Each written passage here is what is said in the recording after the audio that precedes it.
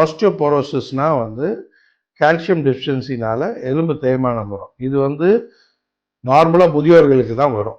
ஃபீமேல்ஸ்க்கு வந்து post menopausal. Once menopause attain ஆன உடனே after 5 to 10 years they tend to develop osteoporosis. The calcium will get reduced so that they get osteoporosis. Osteoporosis வந்துச்சுன்னா என்ன ஆகும்னா அவங்க first வீக்காக feel பண்ணுவாங்க.